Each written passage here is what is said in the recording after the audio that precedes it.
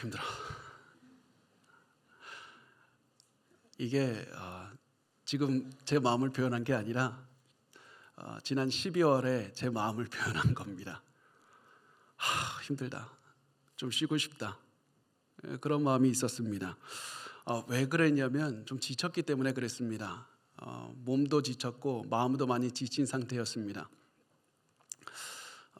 작년 한 해 동안 이제 돌아보면 좀 나름대로 무리를 좀 하다 보니까 매일 진통제를 먹으면서 매일 먹으면서 살았고, 그러다가 보니까 좀 마음도 좀 지친 상태가 됐던 것 같습니다. 그래서 12월이 되니까 마음이 좀 안 움직여지는 상태였습니다. 더 달려가야 되는데, 더 해야 되는데 왜 이렇게 마음이 안 움직일까? 왜 이렇게 마음이 지쳐서 움직이질 않을까? 아무리 움직이려고 해도 그냥 저 혼자 가만히 있으면 힘들어. 이런 마음이 계속 들었습니다. 근데 어떻게 하면 일어날까 하다가 결국에서는 몸도 회복이 됐는데도 또다시 마음이 움직여지지 않아서 하나님 어떻게 합니까? 몸이 회복이 됐는데도 마음이 지쳤습니다. 무너졌습니다. 일어날 수가 없습니다. 이런 마음이 있을 때 제가 드디어 이 돌파구를 마련을 할 수가 있었는데, 그게 뭔지 아십니까? 도저히 마음이 움직여지지 않아서 힘들 때 저를 움직였던 돌파구는 정말 제가 예상하지 못한 곳에서 발견할 수가 있었습니다. 그게 뭐냐면 갑자기 제 마음속에 어디서 들린 것도 아니고 제 마음속에서 이 찬양 소리가 울렸을 때였습니다. 모든 이름 위에 뛰어난 이름 예수는 주, 예수는 주, 모두 무릎 꿇고 경배를 드리세, 예수는 만유의 주님. 저는 단언할 수 있습니다. 이 찬양이 저를 살렸습니다. 이 찬양이 제가 힘을 나게 했습니다. 이 찬양의 가사, 그러니까 예수 그리스도는 주시다, 예수 그리스도는 높으신 분이다, 예수 그리스도는 위대하시다, 위대하신 예수 그리스도가 높다는 그 사실이 제 가슴속에 가득하니까 그게 저를 살린 겁니다. 여러분, 이 위대하신 예수께서 나를 위해 하신 위대하신 일들을 제 머릿속에, 가슴속에 다시 깨닫게 해주신 겁니다.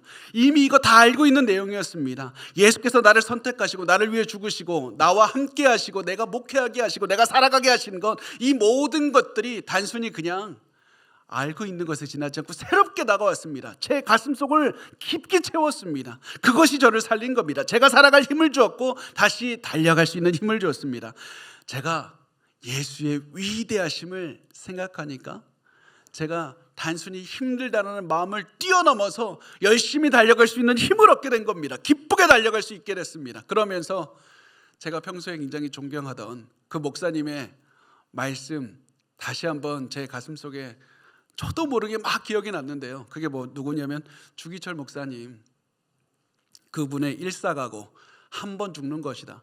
한 번 죽는 것이니까 예수를 위해 살아야 된다. 한 번 죽는 것이니 예수 그리스도만을 위해서, 위대하시고 높으신 나를 위해서 살아가시고 나를 위해서 죽으시고 나를 살리신 예수 그리스도를 위해 살아야 된다. 이 마음이 제 가슴속에 가득 차서 제가 가슴이 벅차서 터져버릴 것만 같았습니다.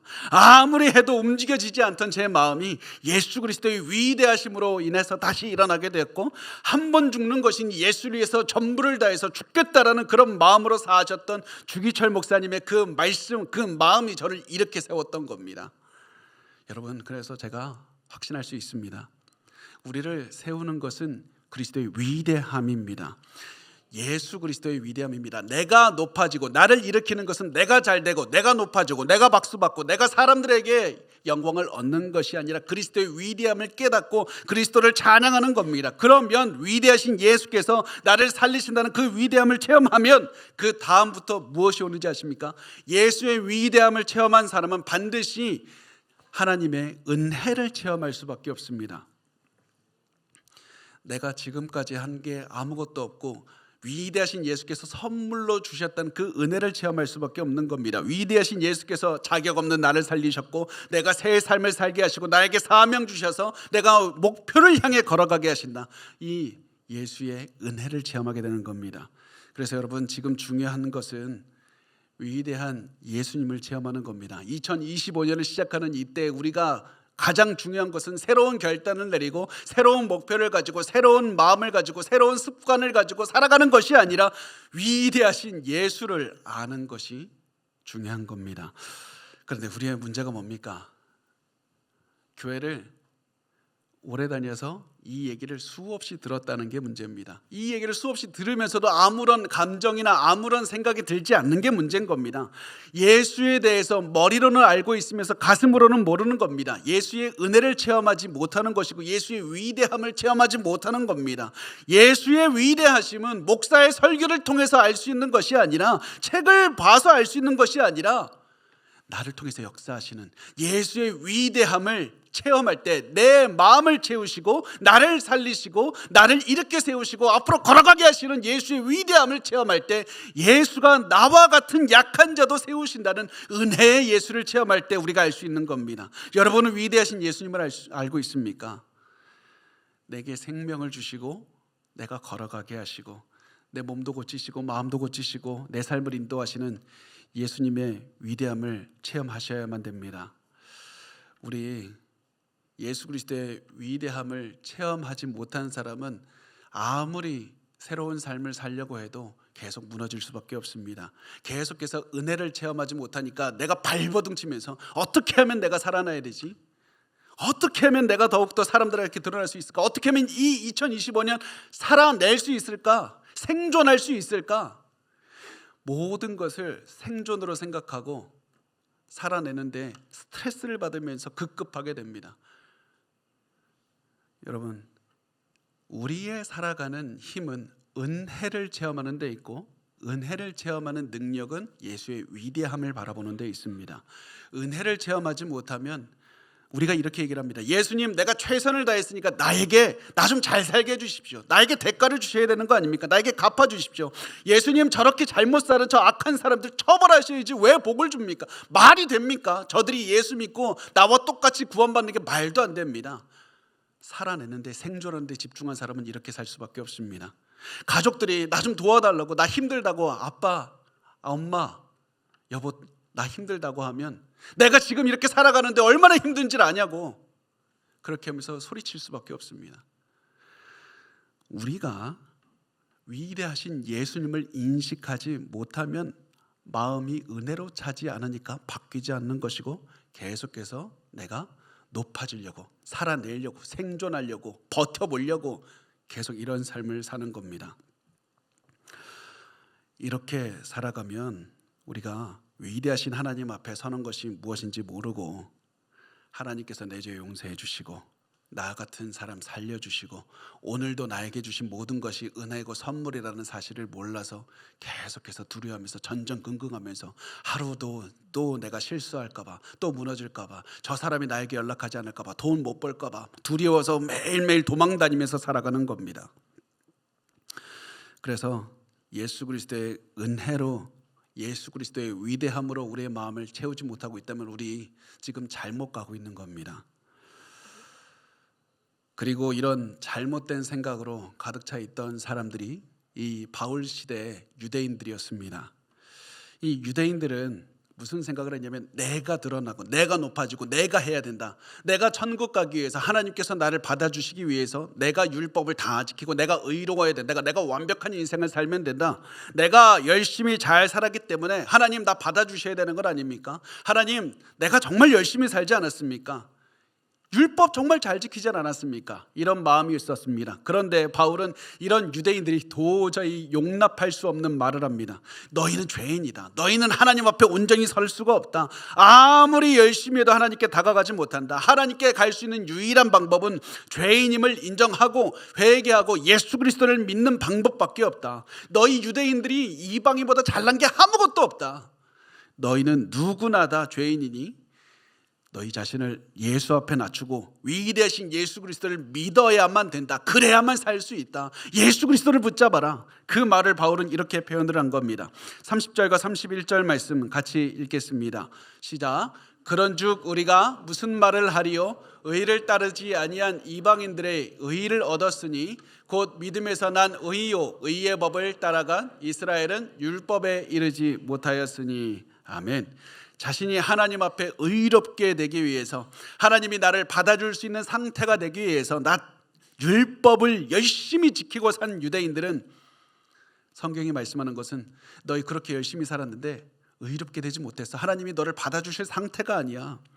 그런데 율법으로 의롭게 되려는 시도조차 하지 않았던 이방인들, 죄 가운데 살았던 이방인들이 오히려 하나님 앞에 의롭게 되어서 하나님이 받아줄 수 있는 상태가 되었다는 겁니다. 이게 복음의 아이러니입니다.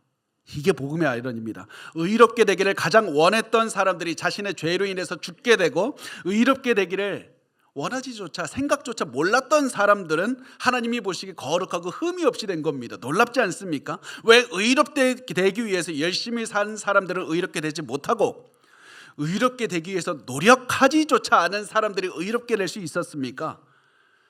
노력 안에서, 열심히 안에서, 착하게 살지 않아서, 그게 아니라 예수 그리스도 앞에 우리의 마음 자세 때문에 그렇습니다. 예수 그리스도의 위대함 앞에서 어떠한 모습을 보이는가, 그것이 중요한 겁니다. 이방인들은 자기가 죄인인 거 알았습니다. 아, 내가 죄인이구나. 내가 지금 해야 되는 것이 무엇이냐? 하나님의 의, 하나님의 의로움, 하나님께서 나를 죄 없다 해주시는 건, 이것은 예수 그리스도를 통해 선물로 받을 수밖에 없다. 나 잘못 살았다. 나 못 살았다. 그래서 예수님이 이런 말씀을 선포하셨기 때문에 예수님이 가는 곳마다 죄인들이 따랐던 겁니다. 그래서 자기가 죄인인 것을 잘 아는 세리들이 예수님을 기쁘게 맞았던 겁니다. 그런데 유대인들이 어땠습니까? 유대인들은 내가 열심히 율법을 지키면 의롭게 되어서 하나님이 날 당연히 받아주셔야 되는 것 아닙니까? 하나님, 저 세리보다 내가 훨씬 더 열심히 살았으니까 나 받아주셔야 되는 것 아닙니까? 그랬기 때문에 유대인들은 예수 그리스도를 믿지 못했습니다. 예수 그리스도를 멀리했습니다. 예수의 위대함을 바라보지 못했습니다. 내가 아무리 열심히 해도 의롭게 될 수 없으니까, 나는 아무리 해도 죄를 지을 수밖에 없으니까 예수를 믿고 의로움을 선물로 받는 방법밖에 없다는 그 사실을 믿어야 되는데, 그렇게 하지 못한 겁니다. 이런 사람들, 내가 착하게 살아서, 열심히 살아서 내가 구원을 이루려는 사람, 나 법 없이도 살았는데요, 나 정말 양심적으로 살았기 때문에 구원 받아야 마땅하다고 생각하는 사람들은 그리스도 앞에 걸려서 넘어질 것이고 인생은 망하게 될 겁니다. 그래서 바울은 이렇게 말을 합니다. 로마서 9장 32절과 33절에 어찌 그러하냐, 이는 그들이 믿음을 의지하지 않고 행위를 의지함이라. 부딪힐 돌에 부딪혔느니라. 기록된 바 보라, 내가 걸림돌과 거치는 바위를 시온에 두노니 그를 믿는 자는 부끄러움을 당하지 아니하리라 함과 같으니라. 나는 죄인이지만 예수 그리스도를 믿을 때 내 죄 사함을 받고 의롭다 칭함을 받는다고 인정하는 사람, 그 사람은 예수를 딛고 일어날 수 있습니다. 높은 곳에 갈 수 있습니다.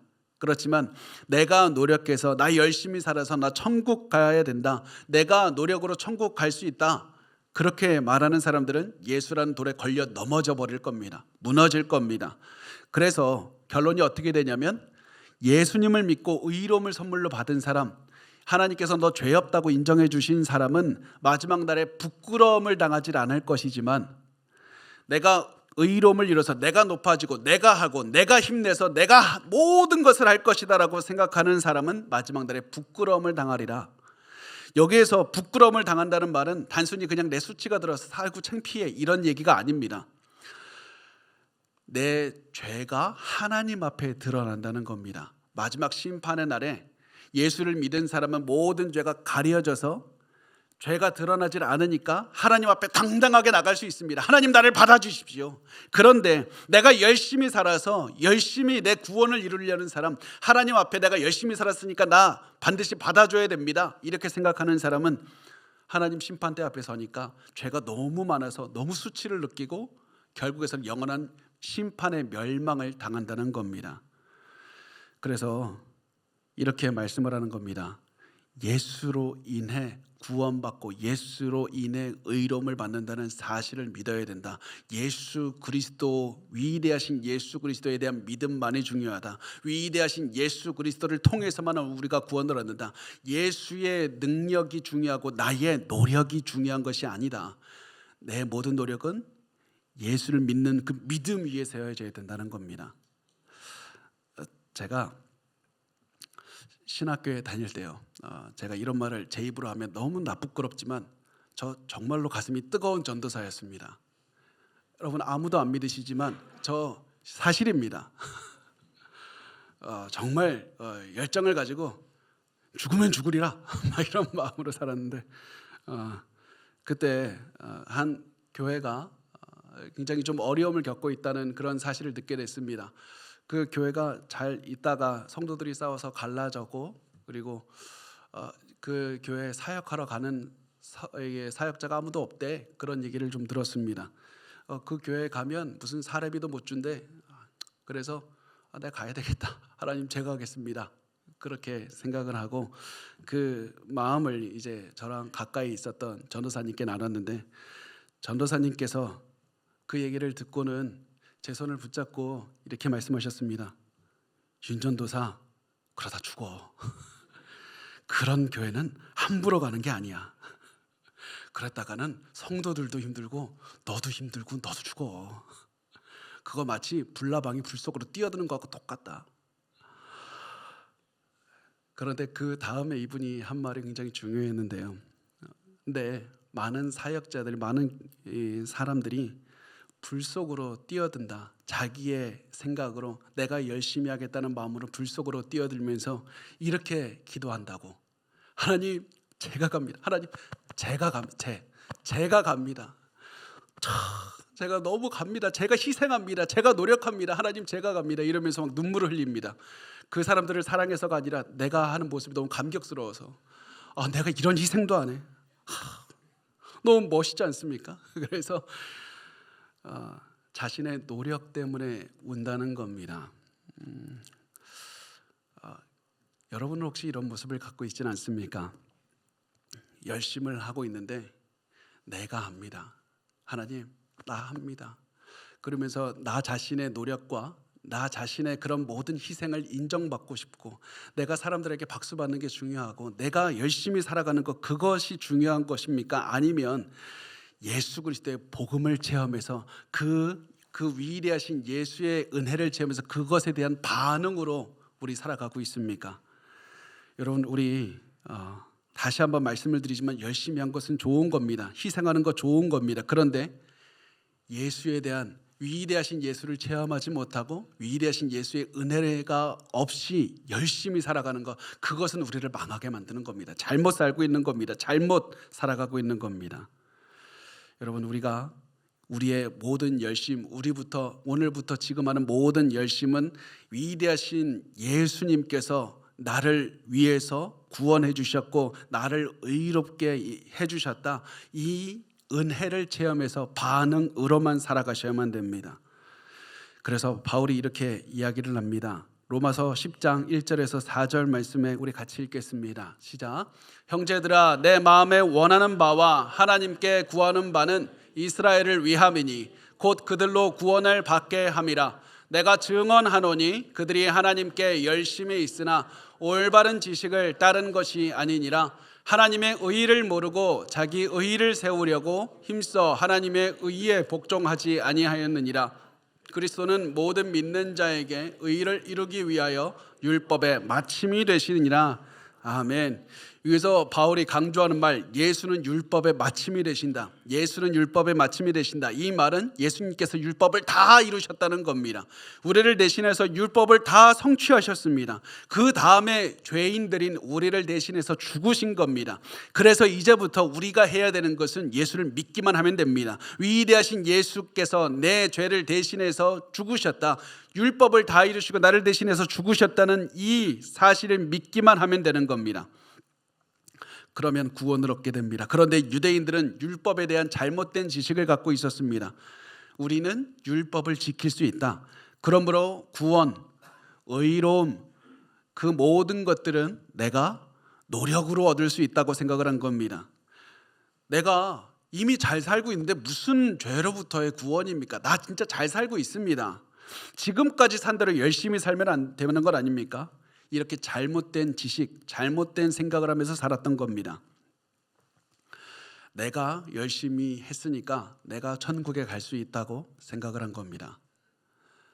여러분 근데 우리가 교회를 다니면서 신앙생활을 하면서 예수를 믿어야지 구원을 얻는다는 얘기를 우리 자주 듣고 하지만은 그렇게 우리의 삶에서 실천하지 못할 때는 참 많습니다. 제가 지난번에도 한번 말씀을 드렸는데 여러분, 우리가 많은 우리 성도분들에게 지금 나가시다가 예배 끝나고 나가시다가 제가 붙잡고 오늘 죽으면 구원받을 수 있습니까? 물으면 많은 분들이 뭐라고 대답할지 아세요?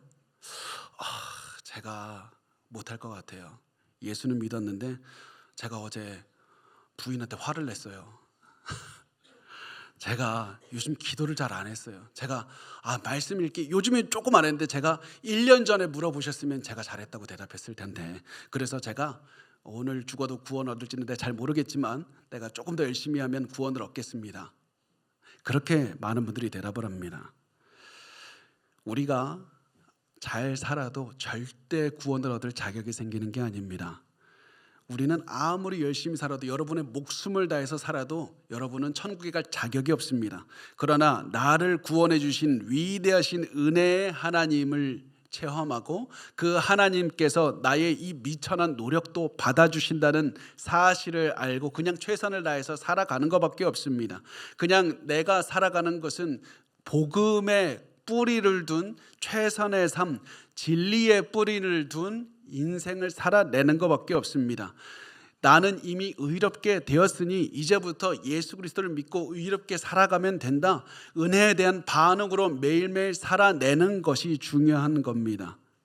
여러분, 그것이 중요합니다. 이것이 채워지지 못하면 우리는 계속해서 다른 사람과 나를 비교하게 되고, 내가 더 잘 살고 있지, 다른 사람보다 나 괜찮게 살고 있지, 저 사람은 왜 저거밖에 안 되냐고 경멸하게 됩니다. 내가 조금 더 잘 살지 않냐고, 저 사람들은 천국에 갈 자격이 없다고, 내가 더 열심히 했고 내가 더 선하게 살았고 내 촛불이 더 크고 내 영광이 더 크고 내가 더 열심히 살았다, 이렇게 올바로 살지 않은 저 사람은 구원 받아서는 안 된다고 생각을 계속하게 되는 겁니다. 비교해서 자유로울 수가 없습니다. 여러분, 우리가 만약 이런 생각을 하고 있다면 깨어나야 됩니다. 일어나야 됩니다. 사실은 저도 고백을 하면 저도 그런 생각을 할 때가 솔직히 좀 있습니다. 내가 나 정말 이 정도면 열심히 산 거 아니야? 나 이 정도면 그래도 나 진짜 잘 살았는데, 자랑하고 싶은 욕구가 조금 있습니다. 그런 욕구가 제 뱃속에서부터 꿈틀꿈틀 될 때가 한두 번이 아닙니다. 그런 제 모습이 사실 오늘 말씀을 기억해 놨는데, 오늘 말씀을 통해서 마치 사도 바울이 저에게 소리치는 것 같았습니다. 어떤 말씀이었냐면 5절 말씀입니다. 이렇게 말씀합니다. 모세가 기록하되 율법으로 말미암는 의를 행하는 사람은 그 의로 살리라 하였거니와. 자, 여기서 우리가 잘 봐야 됩니다. 율법으로 말미암는 의, 율법으로 말미암는 의라는 이 문구가 중요한 겁니다. 율법으로 말미암는 의는 나의 노력으로 의롭게 되는 겁니다. 내가 열심히 살아서 구원 얻을 자격을 얻는 겁니다. 그런데 율법으로 말미암는 의를 행하는 사람은 그 의로 살리라. 다시 말하면 자기 노력으로 잘 살아서 구원을 얻으려는 사람이 있느냐? 그 사람 주의해야 될 걸 완벽하게 살아야 돼. 모든 인생 태어나면서 죽을 때까지 단 하나의 조금이라도 죄가 있어서는 안 된다. 너와 완벽하신 하나님, 거룩하신 하나님 앞에 의롭다고 인정받기 위해서는, 죄 없다고 인정받기 위해서는 너는 하나도 죄가 없어야 된다. 너 자신 있느냐? 그렇기 때문에 구원받을 방법으로 의로움, 우리가 율법을 통해 완벽하게 살면 의롭게 돼서 구원받지만 아무도 그렇게 살지 못하기 때문에 은혜를 의지할 수밖에 없는 겁니다. 내가 은혜에 대한 반응으로 살아갈 수밖에 없는 겁니다. 아무리 열심히 해도 자기의 노력을 자랑할 수가 없는 겁니다. 그래서 노력을 좀 자랑하고 싶었던 제 마음에 마치 바울이 이렇게 말하는 것 같았어요. 야, 너 좀 똑바로 살아라. 너희 교회 있잖아, 거기서 너만 잘하면 돼. 너가 제일 잘해야 돼. 너 죽을 때까지 은혜만 붙잡고 살아라. 죽을 때까지 너가 노력을 자랑할 자리 자체가 존재하지 않는다. 은혜만 붙잡아라. 이렇게 해서 바울은 율법으로 의롭게 되는 것에 대해서 이야기를 했죠. 그런데 이제부터 중요한 또 하나의 문구가 나옵니다. 그게 뭐냐면 믿음으로 말미암는 의입니다. 율법으로 말미암는 의는 내가 완벽하게 살아서 구원을 얻을 수 있는 그런 것이고, 완벽하게 사는 게 불가능하니까 하나님께서 우리에게 의롭게 되는 구원 얻을 다른 방법을 주셨는데, 그게 믿음으로 말미암는 의입니다. 예수를 믿음으로 의롭게 된다. 예수를 믿음으로 하나님께서 너 의롭다고 인정해 주신다. 칭의, 의롭다고 불러주시는 겁니다. 바울은 이것에 대해서 이렇게 말씀을 합니다. 6절에서 8절을 보면 믿음으로 말미암는 의인은 이같이 말하되 내 마음에 누가 하늘에 올라가겠느냐 하지 말라 하니 올라가겠다 함은 그리스도를 모셔 내리려는 것이요 혹은 누가 무저갱에 내려가겠느냐 하지 말라 하니 내려가겠냐 함은 그리스도를 죽은 자 가운데서 모셔 올리려는 것이라. 이 말을 통해서 바울이 하는 말은 이겁니다. 의로움은 믿음으로 은혜로 받을 수밖에 없는 것이다. 다른 방법은 없다. 너희는 얼마나 능력이 없는지 아느냐?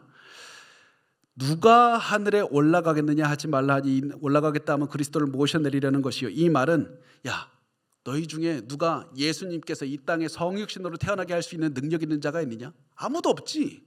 자, 또 죽은 예수님을 부활하게 할 수 있는 능력 너희 중에 있는 사람이 있느냐?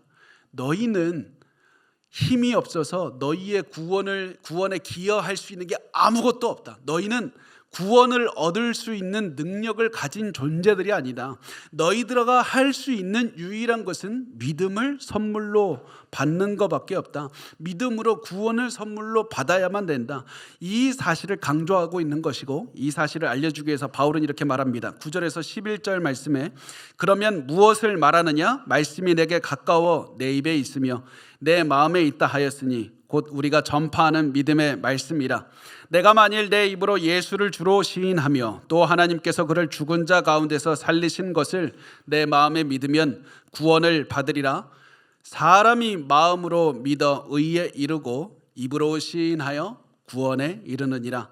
성경에 이르되 누구든지 그를 믿는 자는 부끄러움을 당하지 아니하리라 하니. 아멘.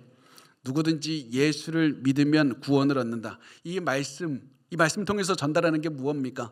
너 왜 그렇게 바닥바닥하면서 완벽하게 인생 살려고 하면서 두려워하면서 전전긍긍하면서 살아나느냐? 구원은 이렇게나 쉬운 것이다. 구원은 예수를 믿으면 얻는 것이다. 누구든지 남자나 여자나 지금까지 인생을 잘못 살았든 열심히 살았든 누구든지 예수를 믿기만 하면 구원을 얻게 되는 것이다. 무엇을 믿어야 됩니까? 예수를 주라 시인하라. 예수를 주로 믿는 겁니다. 예수를 주로 믿는 것. 예수를 주라.